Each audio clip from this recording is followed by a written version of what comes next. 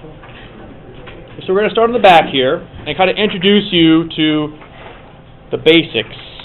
All right. In fact, that's what we're going to call this here. We'll just call this the basics. All right. Again, if I start moving too fast for you, something like that, let me know. Okay. You can say, Mr. Wig, can you slow down or something like that? That's fine. All right. But I also don't want to waste your time, so I don't want to sit here and dilly-dally. Okay. So geometry was started by a Greek mathematician, and his name is Euclid. Okay, and that is pronounced Euclid. Euclid. Okay, he is known as what we call the father of geometry. Okay. And so the geometry that we are going to be studying is actually not the only geometry that exists. There are other geometries, and we'll talk about, I'll tell you like later when it gets to be more around those other types of things, okay? There are other kinds of geometries. The one we are going to be studying is sometimes called Euclidean geometry, right? So that's like the adjective of Euclid. Euclidean geometry. It's that kind of geometry we'll be studying, okay? So he wrote the book, and it's called The Elements. Now, I know you might think, elements, that's like oxygen and carbon and stuff like that. Well, in this case, no. His book is called The Elements. It's like the elements for geometry and stuff like that. All right. And so geometry, in this book, he built this form of math called geometry, and it's based on a system of logic.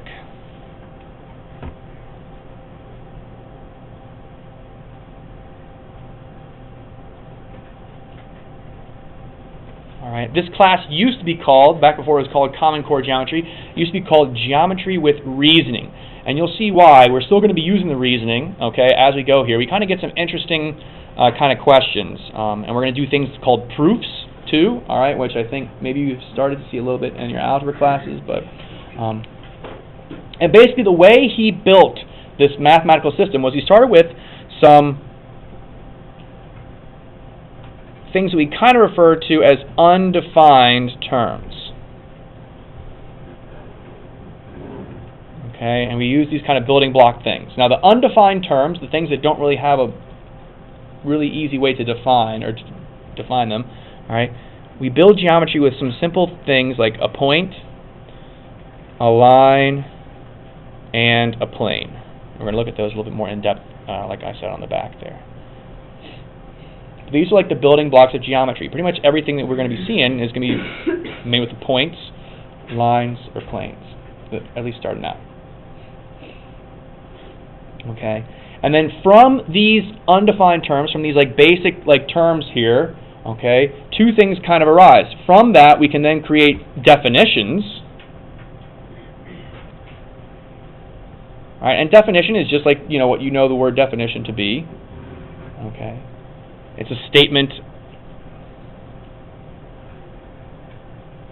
that describes a mathematical object.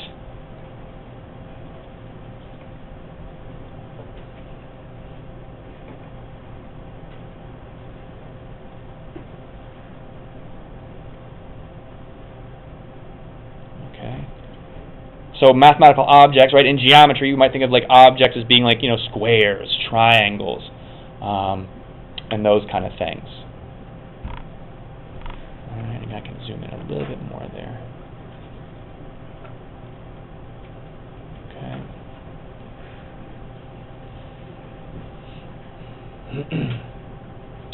But then also from these things, we can come up with something else, and this is a new term. I don't think you guys have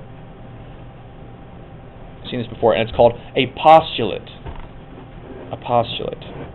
Okay. All right, and this is a statement that is assumed to be true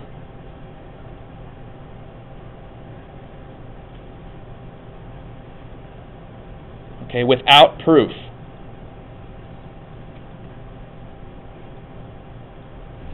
All All right, so math kind of like, I guess, prides itself, any sort of branch of mathematics, prides itself on the fact that, you know, our system has been proved to be true. We can prove it's true, right?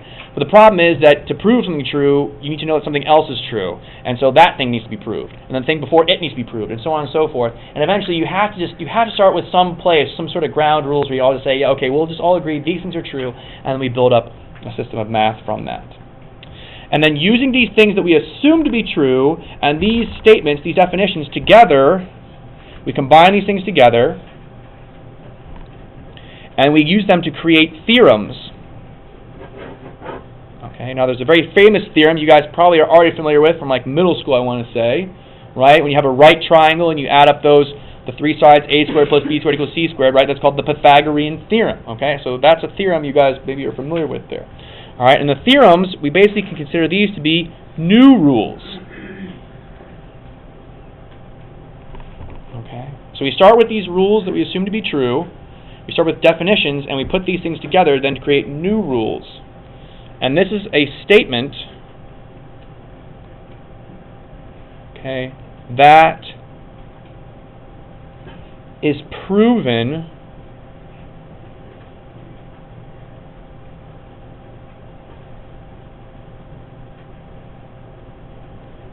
by reasoning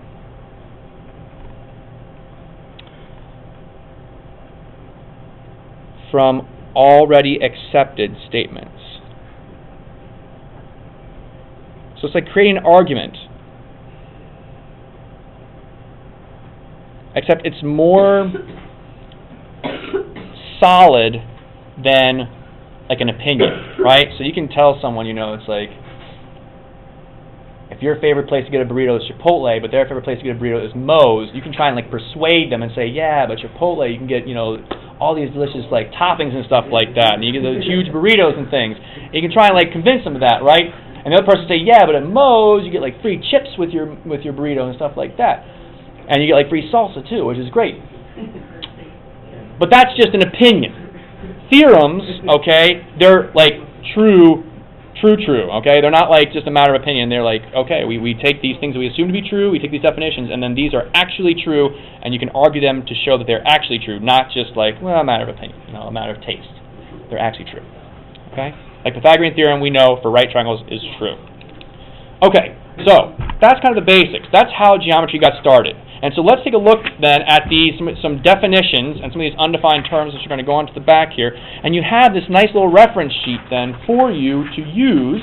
Oh, and by the way, I forgot to mention, right? One other kind of encouragement for you guys to make sure you take really good notes, okay, while we're doing this, is that you get to use your notes on quizzes. Not on tests, but you do get to use your notes on quizzes, okay? So please make sure you take good notes, all right? Because you can use them, like I said, on quizzes, okay? So keep that in mind. All right, so let's take a look then at some of these terms that we want to know. Now, you might be saying to yourself, do we really need to define a point? And yes, we do, because it's actually a weird thing, okay? So first of all, point, it has no size to it. All right, if you pinch and zoom on a point, it stays a point. Right? It doesn't get bigger or smaller, it always stays a point. You can zoom in on it, you can zoom out on it, it should always stay a single point. Okay? And it indicates a location. Okay, so that's kind of like, again, this is an undefined term, so it's hard to kind of define it, but there's kind of an example. All right? As for a picture, you just put literally a little dot, right? Now I'm going to put a capital letter A next to it there. And so we read this as point A, right? Okay, so a little point, labeled with a capital A, point A.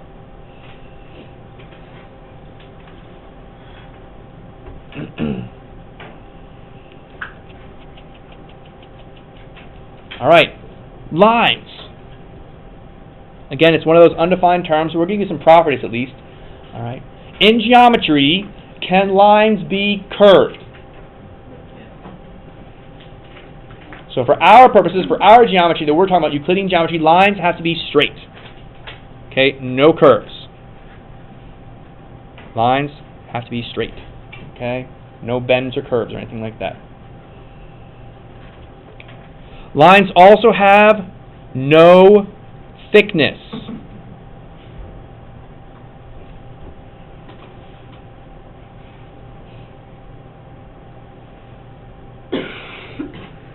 And then one other property about lines, and you guys studied lines, I think, in algebra, right? But they're infinite in two directions.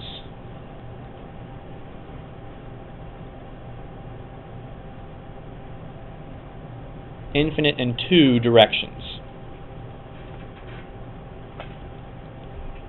Right? They go on forever.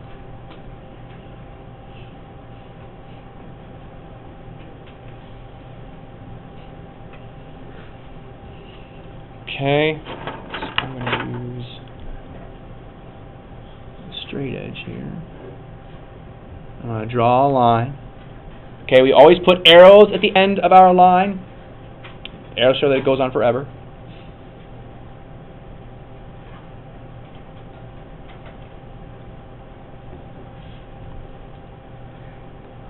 Okay. When we name a line, so here again, we named this point A, we just call it, it's just point A, all right? To name a line, you need to use two letters. Two letters in line. So just give me a single point. So you can't just call this line line A. You can't call it line B. You can't just call it line C. We need two letters. And it's basically two letters for 2 points that are on the line. So you can say this line is called AB if you wanted to.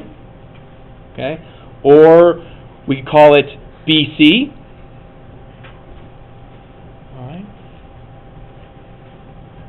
Are there any other ways that we could name this line? Someone to raise their hand and say, what's another way we can name this line? There's at least one other way we can name this line. Who said that? AC. That's right. Yeah, AC. We could also say AC. Bless you. Okay. Now, what about, instead of saying AC, what about saying CA? That's okay too. The order doesn't matter, okay? In this case, CA is also okay, CB is okay, BA is also okay there. Okay? CB, also okay, yep. So then what we want to do, though, is just saying AB, just saying BC, just saying AC, that's actually not quite enough. Above these points, we also want to draw a miniature line. And you'll see why we want to draw that in a second here. Okay, we draw just a little miniature line above it.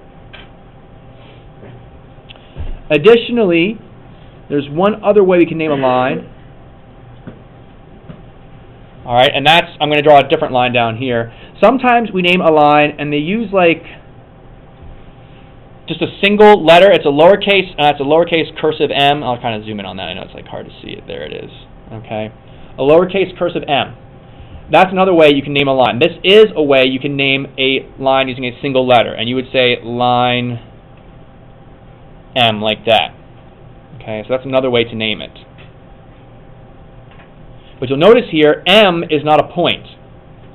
Right? M is like a little label for that line.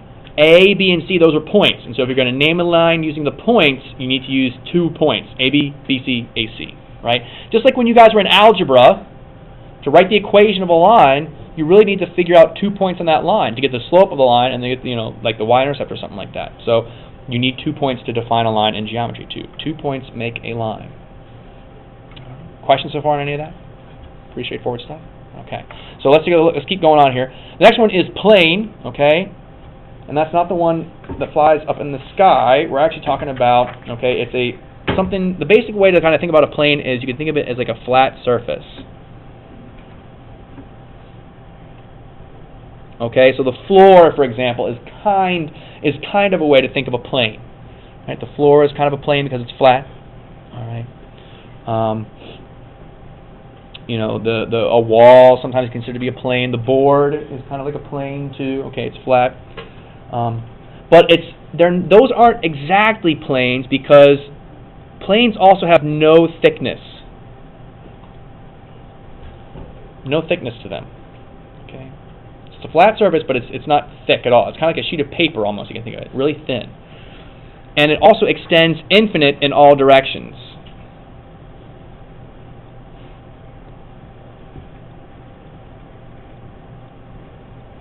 Okay, and this is where it gets a little bit abstract, a little bit hard to kind of like draw this, because how do you draw something, you know, like that? Okay. And basically the way that you'll see a plane kind of drawn is you'll see it kind of drawn like this.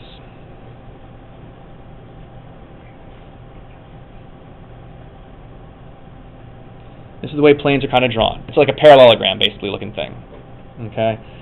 It's not a parallelogram, though, but it looks like a typically they're drawn like this. And you can have points in it. Okay, you can even have like a line fit inside of it, too. Lines can fit inside of it, too. Just like that. Okay.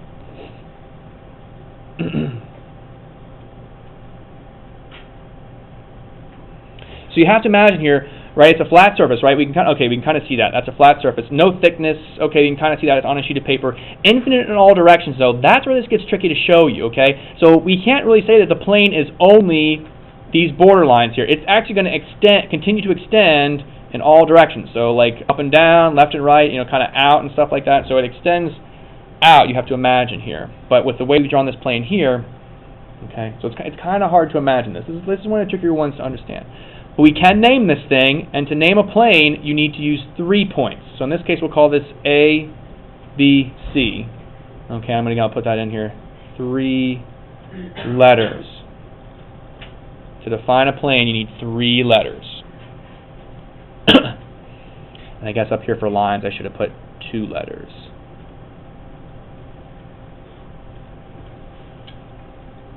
Okay, so again, 2 letters for a line, 3 letters for a plane. Alright, so far so good? I know, guys, it's a little dry today. I mean, well, not that geometry is always going to be very exciting much at all, but it's a little more dry because we're doing all these vocab things. Okay, so thank you for sticking with me. You guys are doing great. Alright, next, line segment. Okay, so here's why it was so important that we drew this little like miniature line above A, B, B, C, and AC here. Line segment. Okay, a line segment, it is part of a line. Okay, it is not infinite. Not infinite. And since it's not infinite, that means it has a length. Okay, or in other words, a measure. We can measure a line segment. We can't measure a line, it goes on forever. Okay, you say infinity, right, for the measurement of that line. But for a segment, a line segment, we can measure that because it stops and starts. Okay, so I'll draw an example here of a line segment.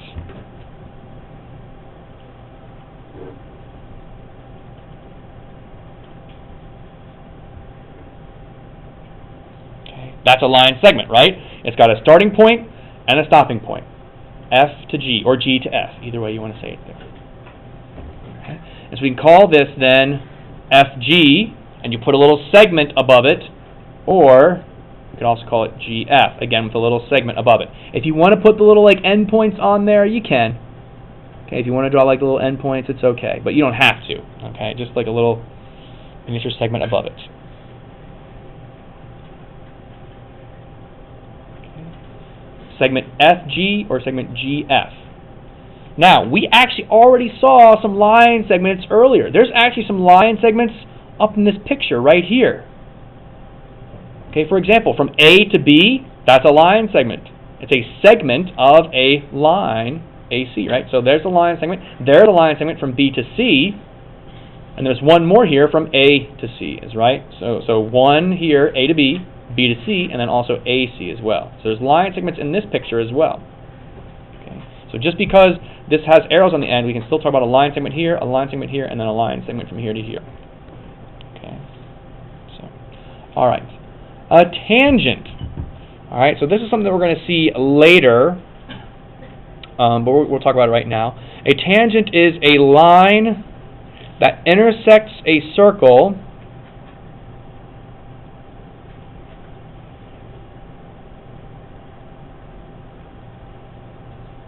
in exactly one point. And this is something we're going to learn. We're going to talk about circles like one that's one of the last units we'll get to, but we'll talk about this here too. So it's a line that intersects a circle at exactly one point. Tangent. Right? Sometimes you might hear someone saying, "Oh, I'm going off on a tangent here." Your teachers might say that. I feel like that's a very teacher thing to say. Okay.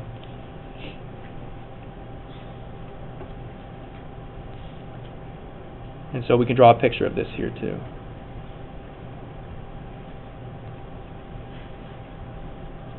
Alright, so I'm going to draw a circle, roughly, and then I'm just going to draw a line that looks like it intersected at only one spot. And again, you can just draw it as best you can there.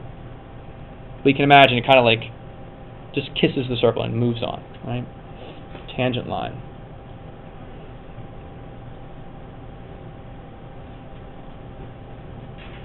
And then, of course, this point where it touches the circle, call it a point of intersection, right? Or you can also call it a point of tangency as well, because that's where it intersects. Okay.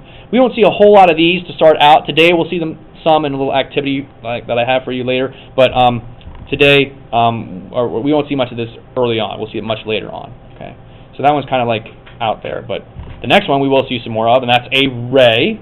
All right. So a ray, that is part of a line as well.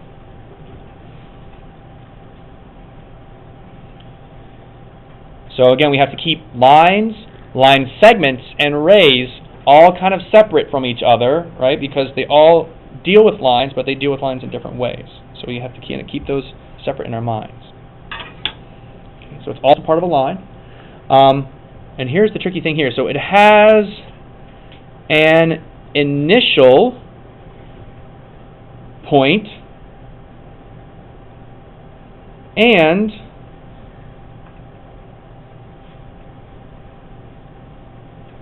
a point to the left or right. I'll put a little slash in there. To the left or right of that starting point. Okay, and in this case, order matters. Okay, order matters for array. Order does not matter for a line segment, right? Because you can imagine we could call this thing FG, G to F, FG or GF. It's the same thing. Same thing for a line. Order does not matter, but for array, order matters, and you'll see why here in just a second. So let me draw array for us here. Okay. So this here is a ray. You can kind of see why it calls it a ray, right? Like when you think of like a ray, maybe think like a laser or something like that. Well, what does a laser kind of look like? Well, it has like a starting point, and it just kind of shoots out forever, right? So it's like a ray. Shoots out. All right. Has a starting point. B, right, is what is a starting point for this ray. And then Q is kind of the point that it shoots through. And so we have to name this ray BQ. We have to name this ray BQ.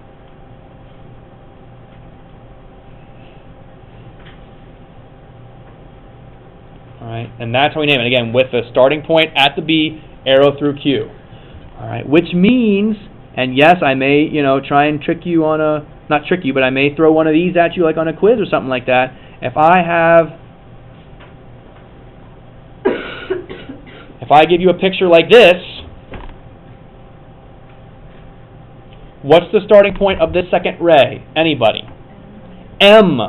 M is where it starts. But Ms. Widmeyer, we read from left to right. Right? When I read something, I read part of a line, left to right. So here I'm reading NM. Yes, that's right. You do read left to right. But here with array, you always name it where the starting point is. So the starting point's M, and it goes through N. And that's how you name the array. Okay, sometimes students want to write it this way. Okay, they have the N and M in like the order they see, and they just draw the ray going to the left. I won't take points off for that. However, you will never see a ray drawn to the left like this in a book or on a test or anything like that. They will always be drawn from the left to the right, and so you have to put the points in the correct order. So I won't take points off for that. Okay? It's not wrong technically, but this is the best way to do it. Okay? So get in good habits, start with the starting point, and then have the point that it shoots through as the second point there. Okay, that's Ray MN. All right. All right. A little over halfway here. We're going to finish this up here. So an angle then, an angle is formed by two rays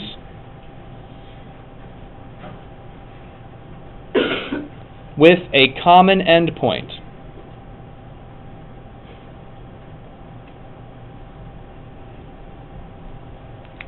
All right.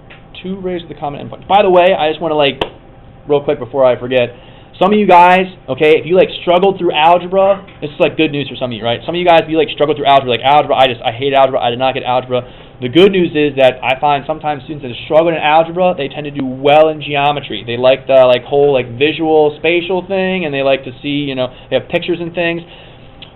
The other side of that, though, is that sometimes students that do really well in algebra and find it super easy, they find geometry not as easy, okay, because it's more visual and stuff like that. So hopefully that's good news for some of you, and hopefully, the other ones, well, we'll be here to help you out too, but just keep that in mind. So it's kind of neat to see that with some students.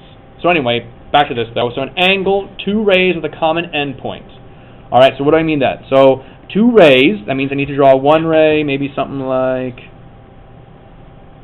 that, and then a common endpoint, so we'll both have this point right here. Okay, bless you. So you can see I have two rays drawn there, but they both have a common endpoint, or I guess you call it a common starting point. Okay, like this.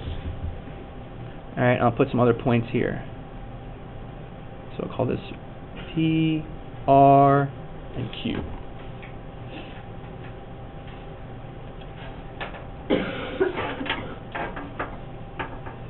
Okay.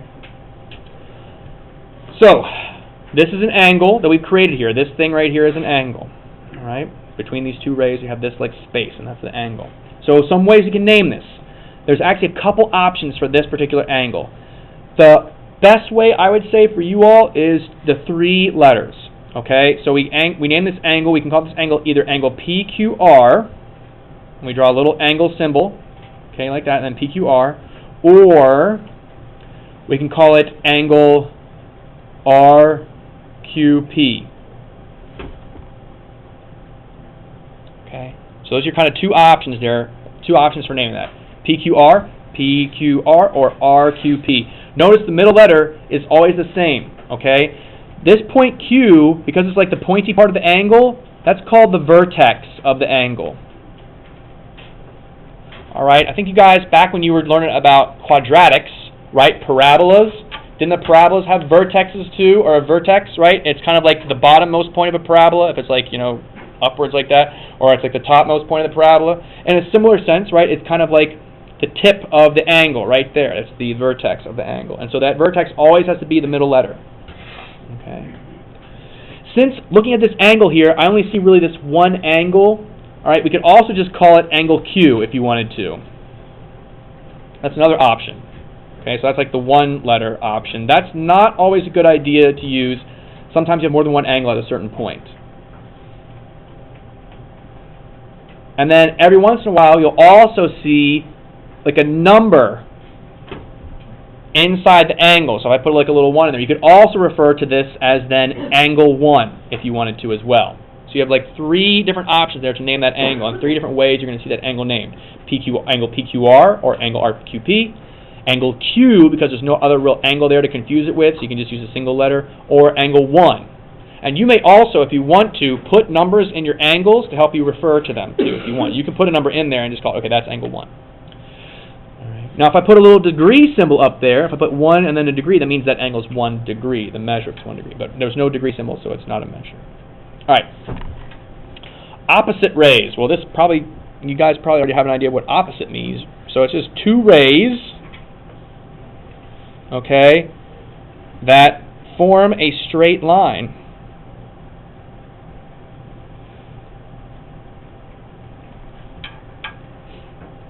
Okay, two rays that form a straight line. Those are opposite rays. And they're well, how is that opposite rays? Well, let me show you here. Okay, so I'll start out by point there. I'll have one ray go one direction, I'll have the other ray go the opposite direction from it. All right.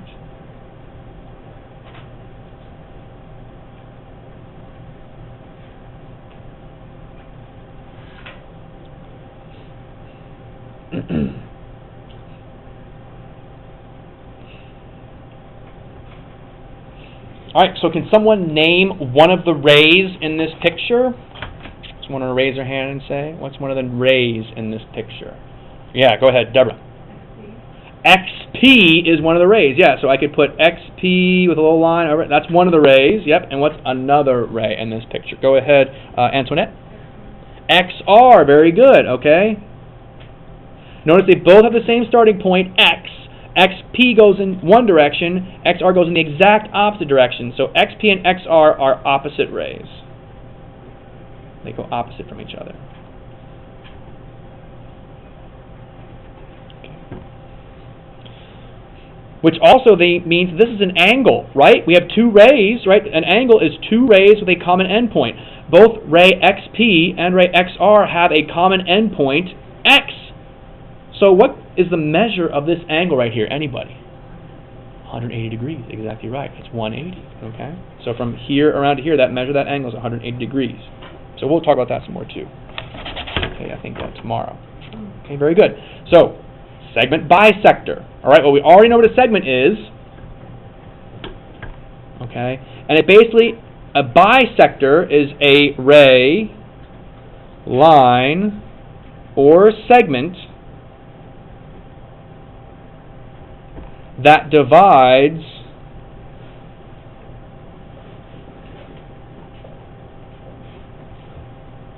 a segment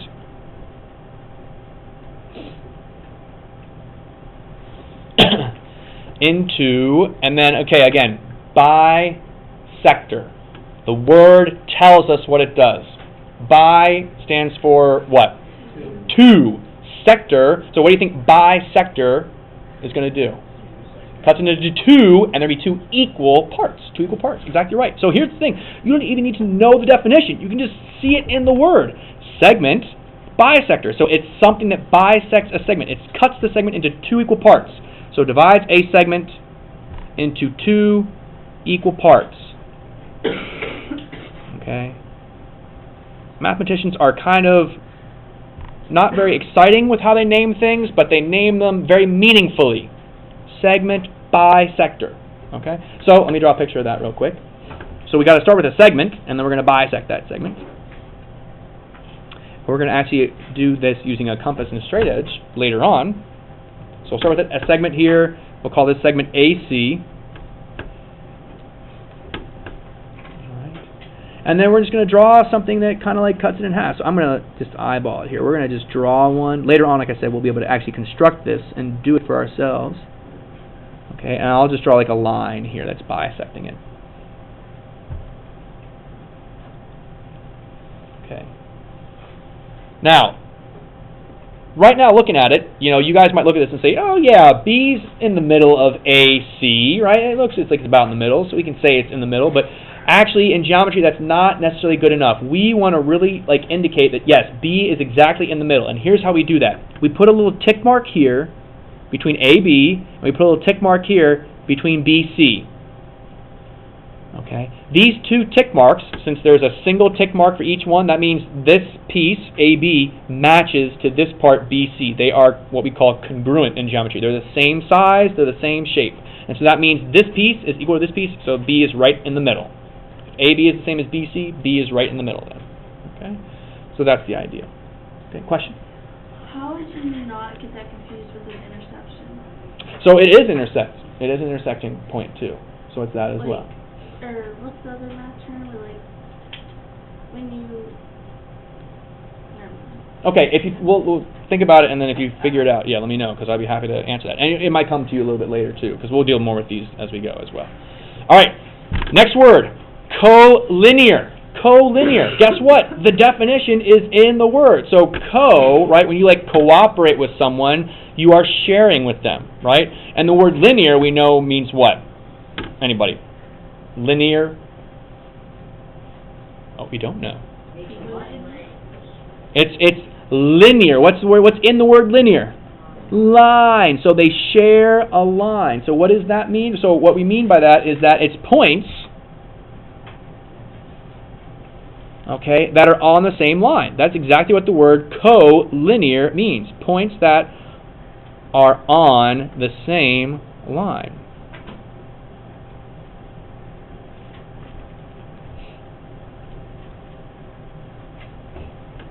Okay. So let's see here. So I'll draw a picture.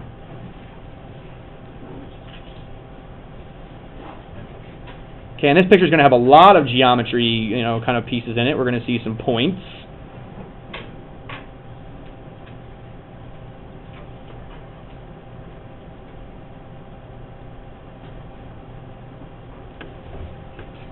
Okay, we're going to see some points there. We're going to see I see some segments, I see some lines, I see some rays, I see some opposite rays, I see some angles. Okay. We have a lot of different things going on in this picture, right? That's part of the thing with geometry, is trying to distinguish all the different pieces and know what you're supposed to be looking at, what you kind of can ignore. So here we're just looking for points that are on the same line. So for example, all right, can someone raise your hand and tell me some collinear points? Someone want to raise your hand and tell me some collinear points? Some we haven't heard from yet, maybe? Some collinear points. All right, go for it, Deborah. Okay, so B and R, and actually there's one other point that are collinear with it. B, A, and R, yes, all three of those, B, A, and R, okay, are collinear.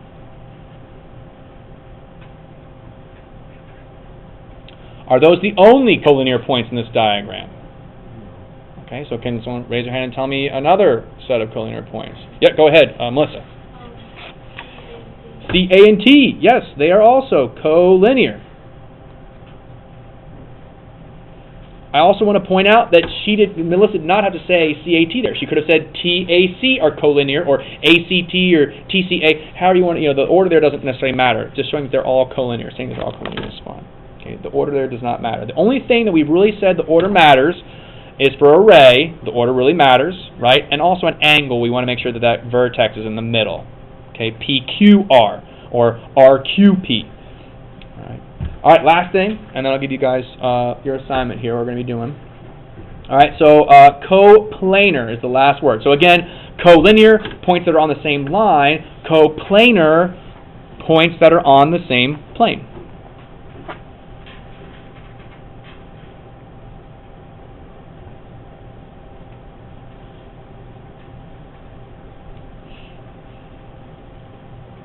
Okay, points that are on the same plane. And here's where it gets a little bit tricky to try and draw something like this. So I'm going to do my best here to kind of show this to you. All right, and the best way I can think about doing this is I'm going to try and draw something three-dimensional on my paper here. All right, so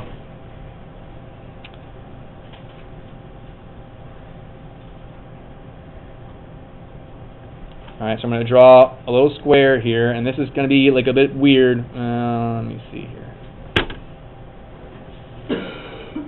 Actually, you know what? No. I'm going to change my mind. We're going to I'll draw a little plane like I did before. Sorry about that. Okay, there we go. And we'll put some points in it just like we had before. I'll put like the points A, B, and C again.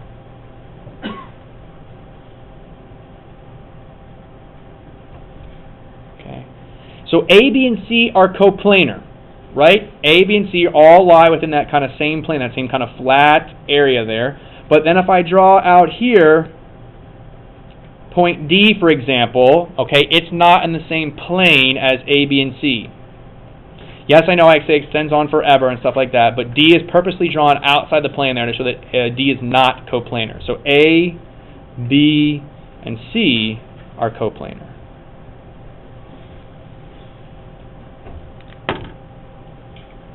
All right?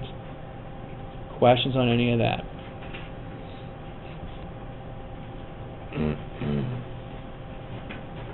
All right, so we'll stop there.